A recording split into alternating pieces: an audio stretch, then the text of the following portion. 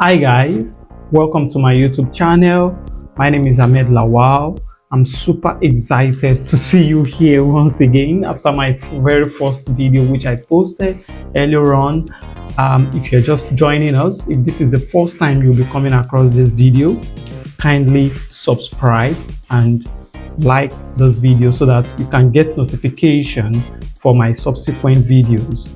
In this video, I will be showing you what you need, the tips you need in securing a scholarship here in Finland or anywhere in the world. But I am contextualizing Finland because this is where I am presently, and I have practical information about how it works here in Finland. So I'll be giving you 7 tips on how to secure a scholarship. Okay, let's get it started, shall we? Okay, the very first thing is that we need to understand what scholarships are. Like, what is a scholarship? A scholarship is a financial aid or grant awarded to students based on various criteria like academic achievements, extracurricular events, leadership skills, and probably financial needs. So these are criteria that most universities, most governments used in picking students for scholarship. So it can be any of these criteria. This scholarship comes most especially in form of tuition fees. It can come in form of living expenses and even provide mentorship opportunities or how to study abroad and how to go about your life in during your studies. I personally, I got a full tuition scholarship. So it is from the University of Turku here in Finland. I studied English and education in my bachelor's degree in Nigeria. Then I had my national service. I completed my national service last year. That was 2022 last year. And during that period, during that scholarship, during that national service, I started applying to scholarships. But most people don't look at this side of the world. Finland, Poland, Germany, like countries in the Europe. I just like, okay, let me apply to Finland also and see if things would work out whichever way. Let me see how it's going to go. I got admissions in UK, and some scholarships were attached to this admission, but immediately I got scholarship here in Finland and I discovered what the scholarship is all about. And with some other reasons which are personal to me, like um, living expenses, cost of living, and everything, I discovered that Finland is a good place to start with. You know, if you're just starting, it's just the best place to start with. You get your Schengen visa and you can even travel to other countries in Europe with your passports. So this is one of the reasons why I choose to study here in University of Turku in Finland. So my scholarship is for 2 years, and it covers all my tuition fee except my living expenses and okay, so we have different kinds of scholarships. We have those scholarships that you get 5,000 euros by the Finland government, but I couldn't get that because I'm taking a double degree um, course, double degree program. So this is my advice. So if you're taking double degree program whereby you're going to study in Finland or and Germany, for example, then you shouldn't expect Finland government scholarships because I sent a mail and they told me that sorry because I'm taking a double degree scholarship admission, a double degree program, they won't be able to give me the 5,000 euros from Finland government because it's not um, part of the package of the scholarship. So we have different kinds of scholarships. So you know which one you want to go for, whether it's fully funded scholarship with 5,000 euros, or if you're going for double degree like me, of which I didn't know it was like that. So you're not going to get the 5,000 euros, but your 2 years tuition is intact. It will be written on it, it will be given to you as you come. So in this video, I'm going to give you 7 tips, some tips that worked for me, that worked for me personally. I'm going to give you those tips so that you're going to get yourself prepared as the admission window is opened in January. I started all this application this month, like October last year. You understand?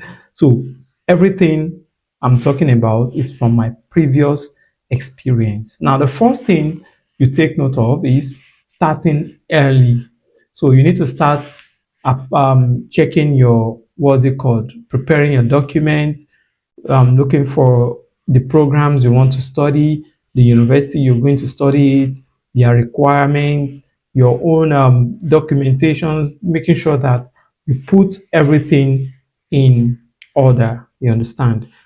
Scholarships can be kind of competitive, so you need to get ready and be prepared as early as possible. It's very important.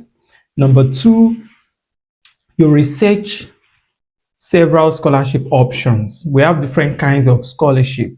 Here in Finland, we have fully funded scholarship, we have fully tuition scholarship, and we have partial scholarships.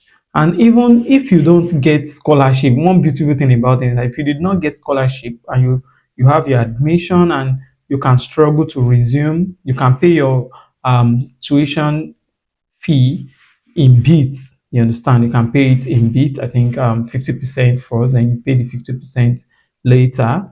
And then you can, in fact, get a scholarship in your second year or subsequently. So you're going to apply just like you're going to do from the beginning. You apply for the scholarship, and if you meet the requirements of the program, then you have a scholarship. You understand? So you research several options of scholarships around what you want to study. Then one thing that stands your application out is personalizing your application. Don't give somebody to write an essay for you. Don't tell ChatGPT to write your essay for you. Don't tell a writer to write for you. You need to write it from your mind, from your own experience. What happened to you? How you tackle the issues? Your voluntary, your motivation to apply for the program, what you see. So it's all things that makes up a good personal statement or motivation letter. Okay, so you don't need to stress yourself. Just personalize whatever you're writing, most especially when it comes to the motivation essay and everything. And then don't copy and paste from websites. Don't copy samples of maybe personal statement from somewhere and then you change it and submit, because most of the applications are passed through what's it called, plagiarism tests. So you need to be aware of this and just do your best by writing what comes to your mind, of which you can give it to somebody like me to proofread for you or to go through it and tell you what you need to just add and remove. You understand? And then you can meet other people within your circle to review for you, also to check. So it's very important.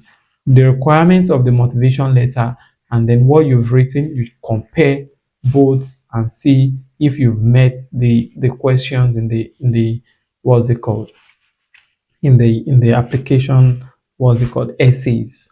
Then the next one is strong academic record. Yes, this is one of the things that can guarantee you a scholarship, but it does not limit to that. If you have a strong academic record and you don't have other engagements like professional engagements, community engagements, you might find it very difficult to get a scholarship. Your academic what's it called record would only or will mostly guarantee your admission, even though scholarships to scholarship relies on it. So you need to get your admission first before the scholarship comes. So you need your academic record, and if you need your document from the university, try to get those documents, certificates, transcripts. All these are the documents you need to put in place right now before January when we are going to be talking about application. Then one other thing that I did, which is tip number 5, is that engagement in extracurricular activities.